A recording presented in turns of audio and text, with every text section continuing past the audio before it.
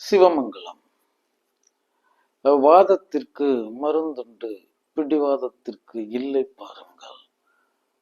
கல்லாதவர்க்கு உண்டு கல்வி, கல்லாத மூடர்க்கு இல்லை கல்வி பாருங்கள்.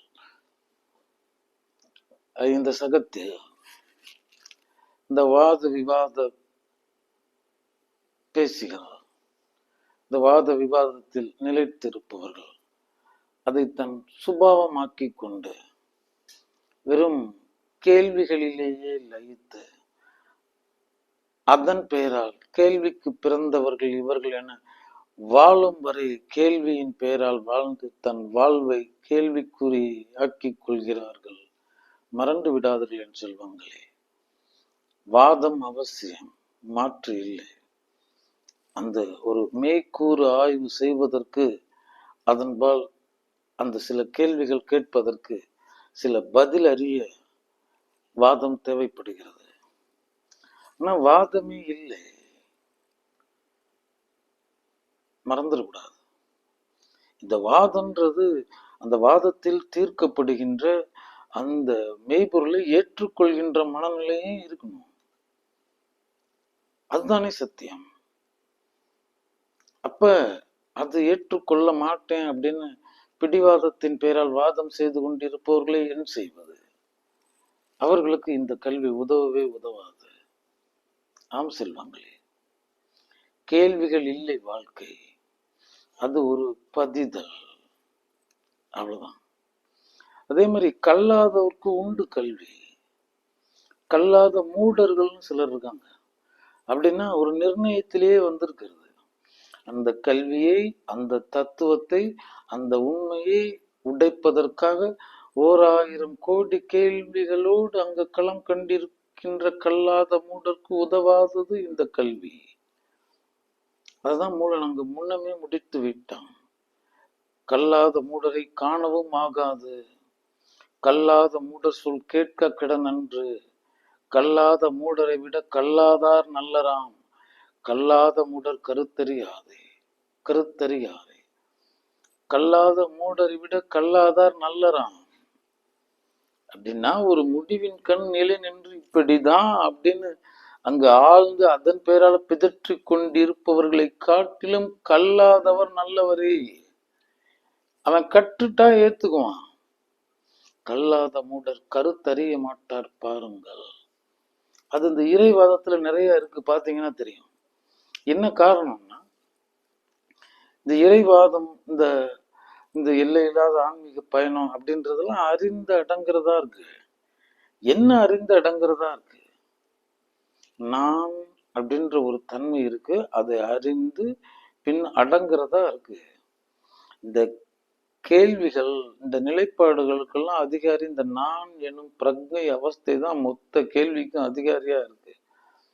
அந்த ஊர் செல்வதற்கு சில கேள்விகள் தேவைப்படுகின்றன, மெய்யான கேள்விகள். அந்த கேள்விகளுக்கு அளிக்கப்படும் பதிலில் பதிந்து விடுதல். அதனாலதான் பதில் பதில் பதி, இதுதான் நிஜம்.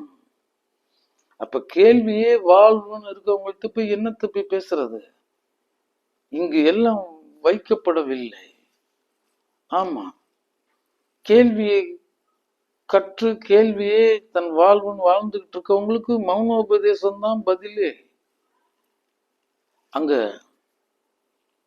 கல்லாளின் புடையமர்ந்து நான் மறை ஆர் அங்க முதற் கற்ற கேள்வி வல்லார்கள் நால்வருக்கும் வாக்கு இறந்த பூரணமாய். கல்லாளின் புடை அமர்ந்து நான் மறை, 4 வேதங்கள், 6 அங்க முதற் 6 அங்கங்கள், கற்ற கேள்வி வல்லார்கள். கற்றது என்னடான்னா கேள்வி வல்லார்கள், வாக்கு இறந்த பூரணமாய். மூடுவாய், சும்மா இரு சொல்லார. அங்கிருந்தா பதில் தொடங்குது. மறந்து விடாதீர்கள் என் செல்வங்களே. இந்த கேள்விகள் அடங்கின இடம் ஒன்று உண்டு, அது நீ பதிந்த இடம்தான். அது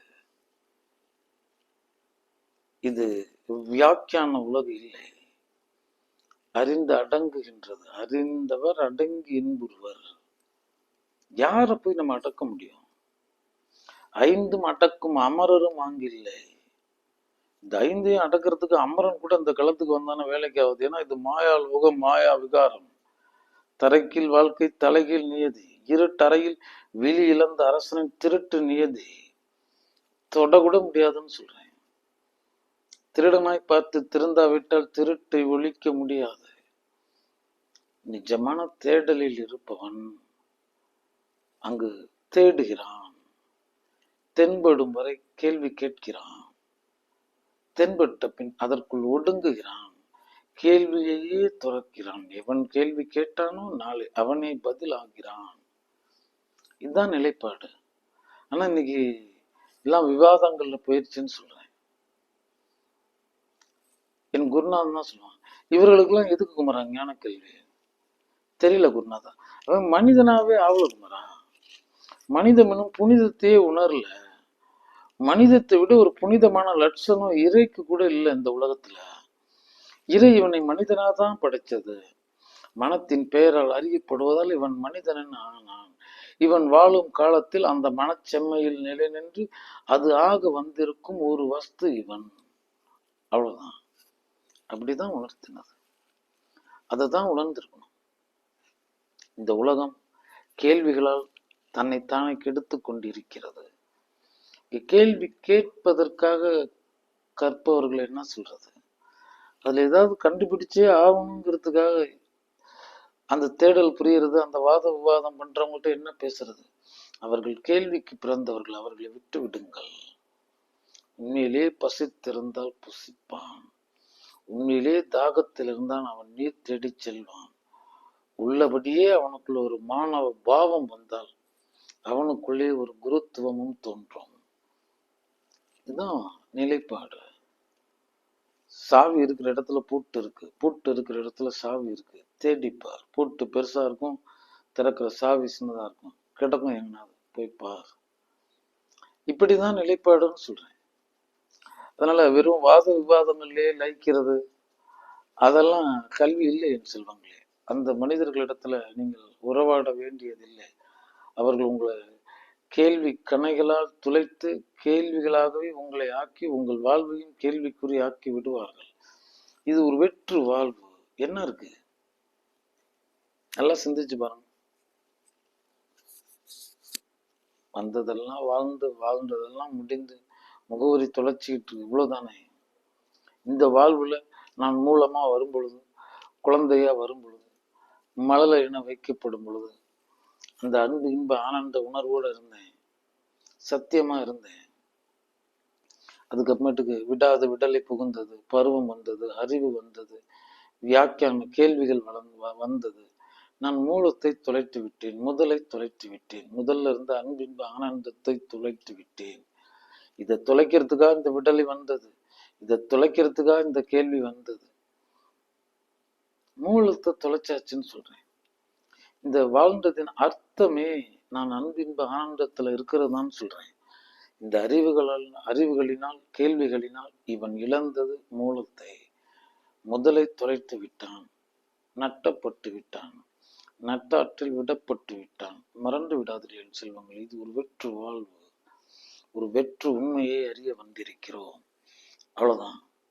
இந்த நேரம் நான் ஒரு நிம்மதியா, ஒரு அமைதியா, ஒரு அடங்கல்ல, இனிமையா, குளிர்வா, இனிப்பா இருக்கிறத தவிர நான் அடைய போற பலன் ஒன்று இல்லை. அவ்வளவுதான். அதனாலதான் அவன் ஆனந்த தாண்டவன் சொல்றான். ஆனந்தம் தவிர நம்ம இங்க அடையறதுக்கு ஒன்றுமே இல்லை. அன்பு இன்பத்தை தவிர அடையறதுக்கு ஒன்றுமே இல்லை. அதை நீ இழக்காம இருக்கியா? போய் பார். அன்பும் சிவமும் இரண்டு என்பார் அறிகிறார். அன்பே சிவமாவதாரும் அறிகிறார். அன்பே சிவமாவதாரும் அறிந்தபின் அன்பே சிவமாய் அறிந்திருந்தாரே. அன்பே சிவமாய் அமர்ந்திருந்தாரே. அவர் அன்பே சிவமாய் அமர்ந்திருந்தாரே. நீங்கள் அன்பே சிவமா அறிந்திருந்தார். அன்பே சிவம் என அறிந்திருந்தால் உங்களுக்கு உங்க இறைவன் தெரியும். அன்பே தெரியாது, இவருக்கு இறை கல்வி வேணுமா? என்ன பெரிய கொடுமையை பாருங்க. அன்பை தொலைச்சிட்டு அரக்கனா இருப்பான், ஆனா இவன் இறைவனை தொழுவான், இறைவனை ஏத்துவான், இறை மெச்ச ஒரு வாழ்வு வாழ்றதா சொல்லுவான். நீ அன்பையே தொலைச்சிட்ட. அவ்வளவுதானே. சத்தியம் சொல்கிறேன் என் செல்வங்களே, அன்பை தொலைச்சிட்டு நம்ம இங்க என்ன போய் அடைய போறோம்? அன்பின் உள்ளான் புறத்தான் உடலாய் உள்ளான், முன் பின் உள்ளான், முனிவர்க்கும் பிரானவன், அன்பின் உள்ளாகி அமரும் அரும் பொருள், பெரும் பொருள், சிவ பரம்பொருள். அன்பில்லாதவன் ஆண்டவனை தேட வேண்டிய அவசியம் இல்லை. வாழும் காலம் வரைக்கும் கிட்டாது. இந்த நான்ன்றது என்ன படும்? ஆசைப்படதான் தெரியும். ஆசைதான். கேள்வி ஒரு மாபெரும் ஆசை. தூங்கவே தூங்காது. எந்த பெரிய கருத்தையும் உடைச்சு அவனையும் குழப்பப்படுத்தி தானும் அங்கு ஒரு பெரிய குழப்ப நிறைவுல இருக்கிற வக்ரத்தினே வன்மத்தினே உண்ணுபவர்களுக்கு இந்த கல்வி உதவவே உதவாது. ஆம் செல்வங்களே, நான் எனக்குள்ள அறிகின்ற உண்மை, தேனை பற்றி நான் என்ன பேசி என் நாவு இனிக்க போகிறதா? பேச்சையே நிறுத்து, உங்க உள்ளங்கையில் ஊற்று, நாவினால் தழுகும், உணர்ந்து விடுவாய் தேனின் சுவை. இதுவரைக்கும் அதை பத்தி பேசினது எல்லாமே தவறுன்னு உனக்கு புரியும்.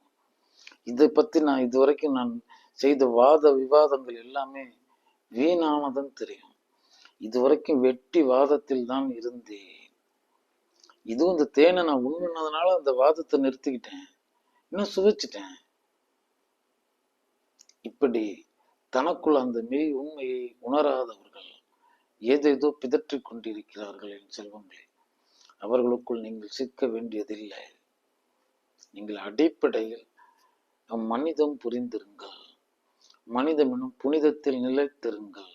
மனிதத்தினுடைய அடிப்படை கர்மம், அடிப்படை கடமை இறங்குதல். இறங்குவோர்க்கு எளியவனாய் இறைவன் இருக்கிறான். நீ வாழ்ந்ததின் பலனை இந்த சகத்திற்கும் சக ஜீவனுக்கும் ஆக்கி வைத்து விடு. இவ்வளவுதான்.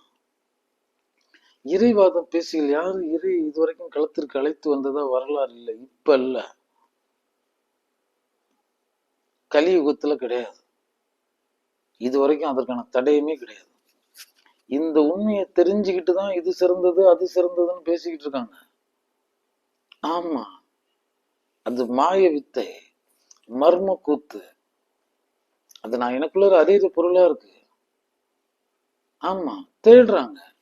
நறுமணத்தை தேடாதேடா மூடா, சொல்லை தேடாதேடா மூடா, உங்க மின்சாரத்தை தேடாதடா மூடா, மண்ணை தாங்குவரை தேடாதடா மூடா, திசையினுடைய எல்லையை தேடாதடா மூடா, உன் உள்ளத்தை தேடாதடா மூடா, உன் உயிரை தேடாதடா மூடா, உன் சித்தத்தை தேடாதடா மூடா. அது தேடுற பொருள் இல்லடா முட்டாள், உணர்ற பொருள்ரா. சுவைக்கிற பொருளை சுவைச்சு பார், முகர்ற பொருளை முகர்ந்து பார், காண வேண்டிய பொருளை கண்டு பார், உணர வேண்டியதை உணர்ந்து பாடுறான்னா பாட்டுக்கு வாதம் பேசிக்கிட்டு இது சிறந்தது அது சிறந்ததுன்னு அது வரப்போறதே கிடையாது. என்னைக்கும் கடத்துக்கு வந்ததே கிடையாது. ஏன்னா வந்திருப்பது எல்லாமே அதுதான். ஒரு உடல்னா அது ஒரே மாதிரியா இருக்கு? எத்தனை பாகங்கள் என்னென்ன இருக்கு? இதெல்லாம் சேர்ந்துதானே ஒரு உருவமானது. அவ்வளவுதானே. மரம்னா மரம் தானா? ஆணி வேர் இருக்கு, பக்க வேர் இருக்கு, சல்லி வேர் இருக்கு, மரம் இருக்கு, கிளை இருக்கு, இலை இருக்கு, தலை இருக்கு, பூ இருக்கு, பிஞ்சு இருக்கு, காய் இருக்கு, கனி இருக்கு, விதை இருக்கு. இதெல்லாம் சேர்ந்து ஒரு மரம். அவ்வளவுதான், அது ஒரு மரம். முடிஞ்சிருச்சு. அந்த ஒரு மரத்தினுடைய அங்கங்களா அதெல்லாம் இருக்கு. அதே மாதிரி அந்த படைத்தவன்கிறவன் தன்னை கொண்டுதான் படைத்தான். அதுதான் இங்கு வைக்கப்பட்டிருக்கிறது. எங்கும் நீக்கமர நிறைந்திரு ஒரு பொருள். அவன் படைப்புக்குள்ளேயே ஜாலம் இருக்கு. மண்ணை வைத்தான், நீரை வைத்தான், நெருப்பை வைத்தான், நாலாவது கச்சிதமா மறைச்சிட்டான் கற்றன. ஆனா அங்க ஒரு விசையை வைத்தான், ஒரு மர்ம இயக்கத்தை வைத்தான், அதை உணர்த்தினான். அங்கு வெட்ட வெளியின் ஆகாசனம் வைக்கப்படும் பொழுது மொத்தத்தையுமே தளமாக்கிட்டான், எல்லை இல்லாத வெற்றிடமாக்கிட்டான், எதையும் தாங்க ஒரு அற்புதத்தை வைத்துட்டான். அதுக்கு அடுத்தது உனக்கு மனசை வச்சுட்டான், உயிரை வச்சுட்டான், உயிர்ப்பை வச்சுட்டான். இது ஏன் புத்திக்கு உணர்த்தினதை சொன்னது. அவன் முடியவே இல்லை, போய்கிட்டே இருக்கான். இங்க நீ இப்படி எல்லாம் உள்ள கண்டுபிடிக்கின்ற பொருள் இல்லை. அணுவை 1000 கூறாக்கி அதற்குள்ள ஆடுற பொருளா நான் இருக்கேங்கிறான். அணுவினை ஆடுகளமாக்கி அணுவொளி ஊடு ஆடு நாயகன் ஆங்கும் தசசதகுரு ஒன்றாம் கோணில் ஒளிந்து திரண்டனன் அவனை விடும் நன்றி சென்னி நித்தம் நடம்புரி ஆதிசிவ ஞானானந்த குத்தனை ஆதிசிவ ஞானானந்த குத்திது காண எலி உணர் அன்றி மாய பித்தனை மர்ம குத்திது கூத்தை பாராதே மனம் கெடும் கூத்தனை பார். இப்ப அவன் அணு 1000 கூறாக்கி கோநாடு கூத்தன ஏந்திய திருவடி அங்கு இருக்கு. சொல்ல வந்தது என்ன? காணோம்னா அணு அத 1000 கூறாக்குற வித்த தெரிந்தவன் அதுல கோன்ல போய் ஆடிக்கிட்டு இருக்கான். வேதங்களாட மிகு ஆகமமாட கீதங்களாட கிளரண்ட மேலான பூதங்களாட புவனம் முழுதாட நாதம் கொண்டாடி நான் ஞான ஆனந்த குத்தே.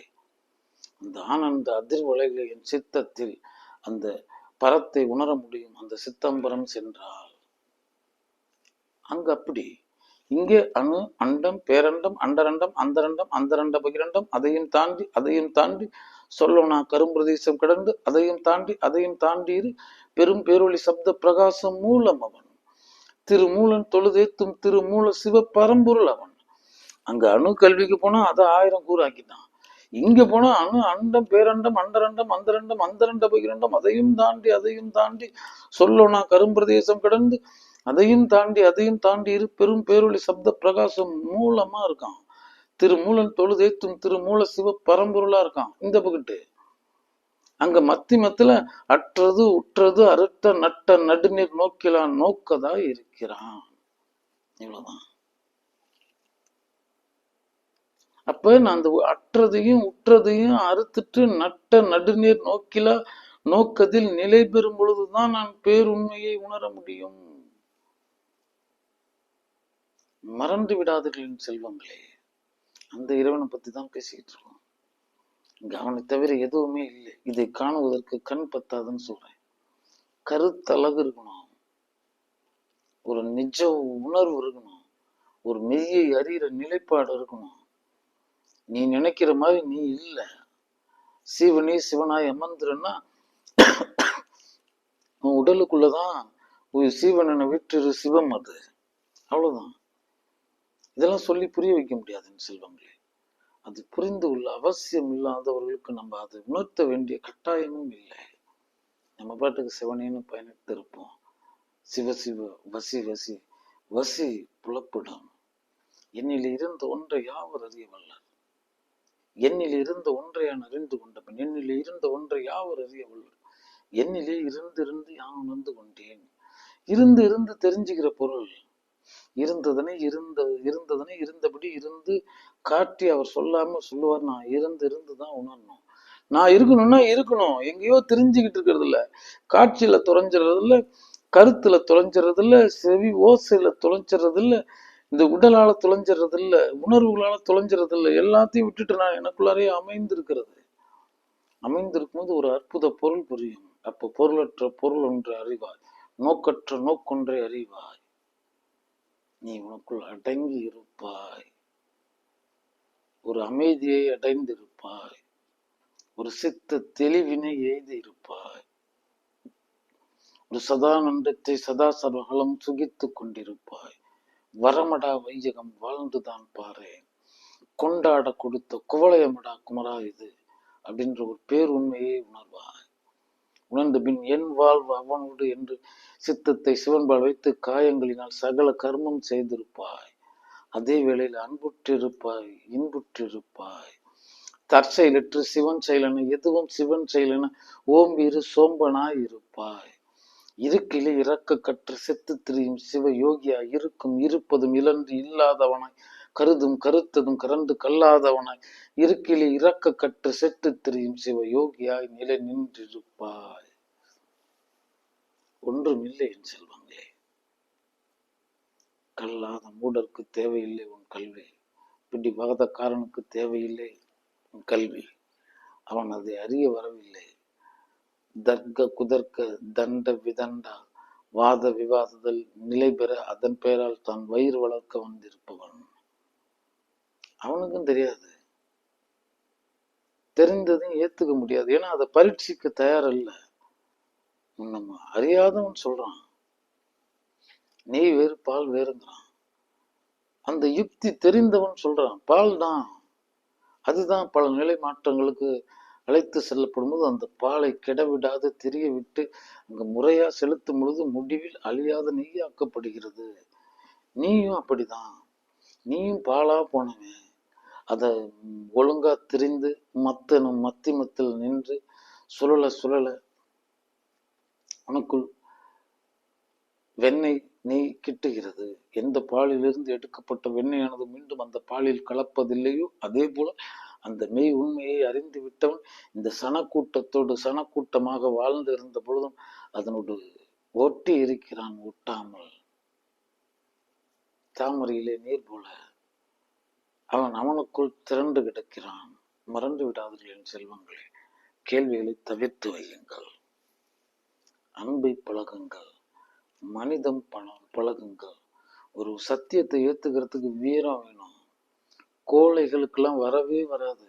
ஏன்னா அவன் கோழை. சர்வ லாபக சந்தர்ப்பவாதம் பேசுறவன். இதை வேணாலும் உடைக்கணும்னு வந்திருக்கவன். மெய்யா இருந்தாலும் ஏத்துக்க மாட்டான். அதற்கு எதிரான 9,000 அதற்கு இணையானது எதிர்கோணத்துல சொல்லிட்டு போயிடுவான். ஏன்னா அவன் அதற்கு தான் வந்திருக்கான். ஒரு மரத்துல தேடினா அங்கொன்று இங்கொன்று தான் வித்து இருக்கும், சருகுகள் இருக்கும், மரம் மொத்தமும். அதே மாதிரி இந்த களத்திலையும் அப்படிதான். இங்க நிறைய தகரங்கள் இருக்கும், இரும்புகள் இருக்கும், அதெல்லாம் உளுத்து உதவாம போயிடும். ஆனா அங்கு தங்கமும் இருக்கும். அது சத்தியம். அது எளிதில் தென்படாது. அது தேடலினுடைய முடிவில் தென்படுவதா இருக்கிறது. ஆம் செல்வங்கள். அதனால என் செல்வங்களுக்கு சொல்றது என்னன்னா, கேள்வி நீ உனக்குள் கேள். அந்த பதில்ல உண்மை இருக்கும் பட்சத்தில் அதை 100% ஏற்றுக்கொள்ள, அதை கடைபிடிக்க நீ தயாராக இரு. நீ நிற்க மட்டுமே கற்கிறாய் அப்படிங்கிறத உனக்குள்ள ஒரு சுய சத்திய பிரகடனம் செய்து கொள். அவ்வளவுதான். தெளிவி. தெரிகின்ற வரை தெளியாதே. தெரிகின்ற வரை தெளியாதே. தெளிகின்ற வரை தெளிவிக்காதே. ஆனா தெரிந்தவன் தெளிய வேண்டும், தெளிந்தவன் தெளிவிக்க வேண்டும். அவ்வளவுதான் அது. ஆம் செல்வங்களே. சிவமங்கலம்.